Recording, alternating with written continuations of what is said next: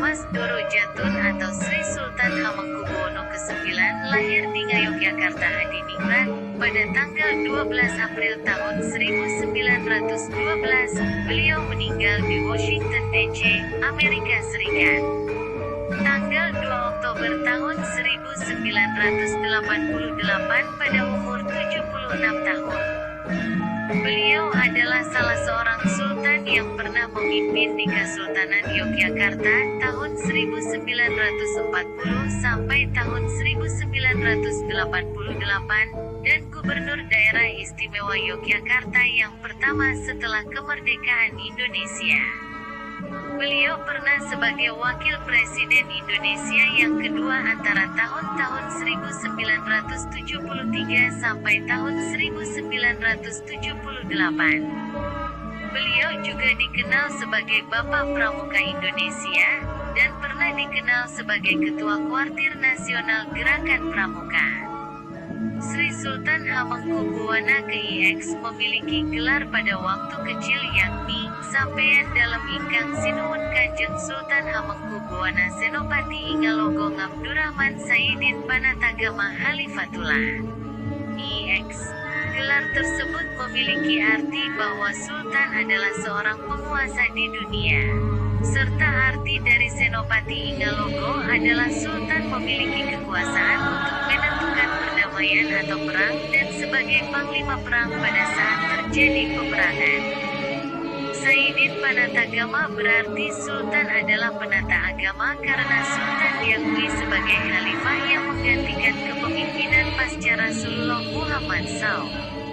Dapat dipahami bahwa gelar yang dimiliki Sri Sultan Hamengkubuwana ke-IX berarti bahwa Sultan sendiri adalah bentuk anugerah dari Tuhan untuk memegang kekuasaan militer, politik, dan agama.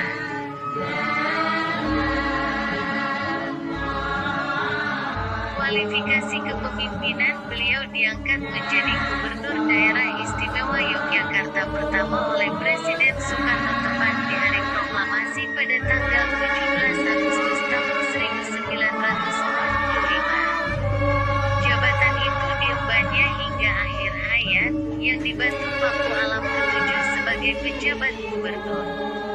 Mulai tanggal 2 Oktober tahun 1946 sampai tanggal 27 Juni tahun 1947. Hamengkubuwono IX dipercaya untuk dimiliki sebagai Menteri Negara pada Kabinet Sejahtera III. Beliau diangkat lagi dalam Kabinet Amir Syarifuddin Idan II pada tanggal 3 Juli tahun 1947 sampai 11 November tahun 1947. Yang dilanjutkan hingga tanggal 28 Januari tahun 1948. Di masa ini, Jakarta dikuasai Belanda dalam agresi militer Belanda yang dilaksanakan pada tanggal 21 Juli tahun 1947 sampai tanggal 5 Agustus tahun 1947. Hamengkubuwono IX mengajak Presiden untuk memimpin Indonesia dari Yogyakarta. Jabatan di kementerian terus dipercayakan kepadanya.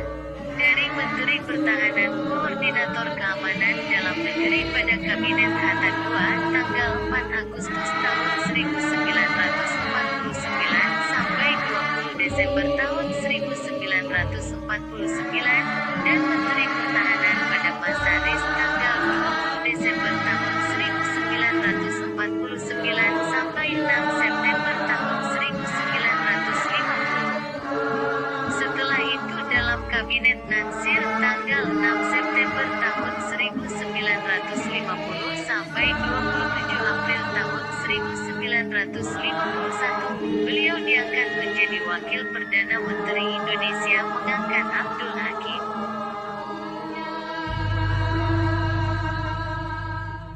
Konsentrasi Hamengkubuwono IX tidak hanya pada kesejahteraan dan ekonomi rakyat. Di bidang pendidikan, Sultan yang yang pernah menjadi sekolah Frobel School, setara TK asuhan Jufro Wheeler di Bintaran Kidul, Eerste Jurepis Lagere School, 1925, Hogere Burger School, HBS. Setingkat SMP dan SMU, di Semarang dan Bandung, 1931, serta RIN Universiteit Leiden, jurusan Indologi, ilmu tentang Indonesia, kemudian ekonomi ini juga sangat perhatian. Beliau juga disebut-sebut sebagai salah satu founding father Universitas Gadjah Mada sejak pendirian Balai Perguruan Tinggi UGM pada tanggal 17 Februari tahun 1946 sampai pendirian UGM pada tanggal 19 Desember tahun 1949. Hingga berubah menjadi Universitas Negeri Gadjah Mada sampai menjadi Universitas Gadjah Mada pada tahun 1954. Atas usaha, beliau dipilih menjadi Ketua Dewan Kurator UGM tahun 1951. Di bidang olahraga, mantan Ketua Dewan Pariwisata Indonesia 1956. Mantan Delegasi Indonesia di PBB Urusan Pariwisata 1963 dan 1968 ini dipercaya menjadi Ketua Federasi ASEAN Games 1958 dan Ketua Umum Komite Olahraga Nasional Indonesia (KONI) pada 1968. Pengalaman dan kecerdasannya juga dimanfaatkan secara penuh di bidang ekonomi ketika kembali ke Kementerian Keuangan pada tanggal 5 Juli tahun 1959 dan Wakil Perdana Menteri Bidang Ekonomi 11 pada Maret tahun 1966. Jabatan itu kemudian berganti nama. Pada masa pemerintahan Presiden Soeharto, beliau diangkat menjadi Menteri Koordinator Bidang Perekonomian RI pertama masa jabatan tanggal 2. Pengaruh dalam kepemimpinan pribadi yang dimiliki Sri Sultan Hamengkubuwono ke-10 cukup kokoh untuk dilihat menjadi seorang pemimpin karena sifat ulas asihnya yang diterima oleh masyarakat. Di bawah pimpinan Hamengkubuwono IX inilah Yogyakarta banyak mengalami perubahan. Beliau sangat berani dan dengan tegas menegaskan kaum pilihan. Perjuangan untuk memperjuangkan nasib rakyat Yogyakarta agar segera meraih otonomi sendiri. 4 tahun waktunya dihabiskan untuk bernegosiasi dengan Dr. Lucien Adam sebagai diplomat senior Belanda. Kemudian, di pengiriman masan Jepang, dia berada paling depan dalam menolak Romusha yang memiliki proyek lokal irigasi selokan Mataram. Hamengkubuwono IX yang jengah terhadap ulah haus akan kemerdekaan. Beliau kemudian mendorong pemerintah RI agar bisa merdeka dan memberi status istimewa bagi Yogyakarta. Perjuangannya bersama Paku Alam ke-9 menjadi penguasa lokal pertama yang menggabungkan diri ke Republik Indonesia pun terwujud.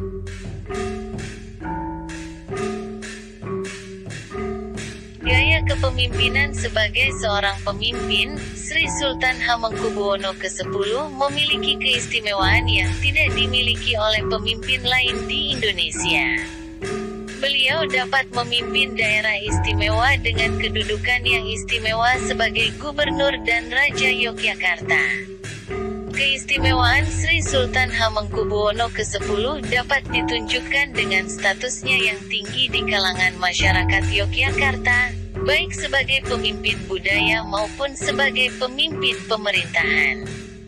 Pesona Sri Sultan sebagai pemimpin rakyat Yogyakarta memperkuat keistimewaan Yogyakarta.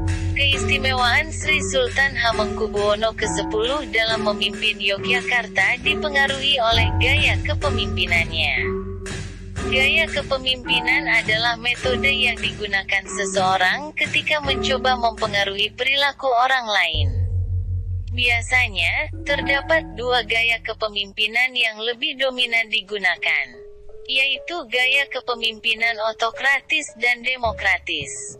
Gaya kepemimpinan otokratis adalah kepemimpinan di mana pemimpin memiliki kekuasaan dan tanggung jawab penuh.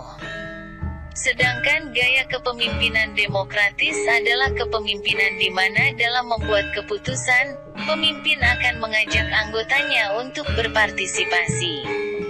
Sri Sultan Hamengkubuwono ke-10 menjalankan kepemimpinan menggunakan gaya kepemimpinan demokratis. Hal ini dapat dilihat ketika beliau selalu melakukan musyawarah dalam menentukan keputusan dan kebijakan bersama staf-stafnya di pemerintah daerah DIY. Tetapi jika ada hal yang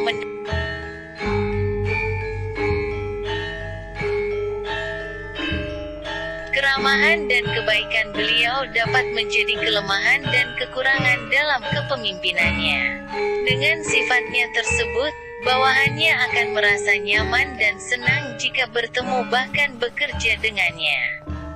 Tetapi, hal itu juga dapat membuat stafnya bisa menyepelekan dan sulit untuk introspeksi diri ketika melakukan kesalahan.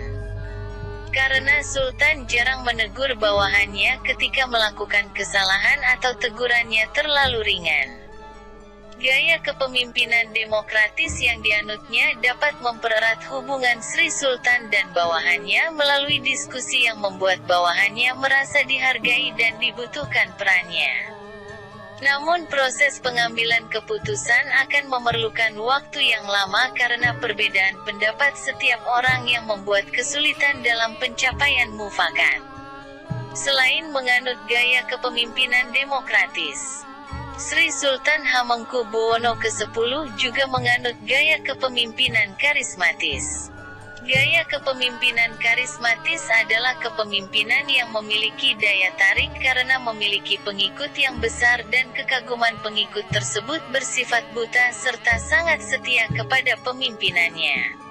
Sebagai pemimpin budaya maupun pemerintahan, Sri Sultan Hamengkubuwono ke-10 memiliki posisi yang sangat kuat di masyarakat karena rakyat telah menerima beliau sebagai seorang raja sekaligus gubernur. Hal itu dapat dibuktikan saat terjadi konflik tentang keistimewaan Yogyakarta. Rakyat Yogyakarta bersikeras untuk memilih gubernurnya melalui penetapan dan menentang jika gubernurnya harus dipilih melalui pemilihan umum. Hal ini bisa terjadi dikarenakan karisma beliau dalam memimpin masyarakat Yogyakarta sangat baik dan layak.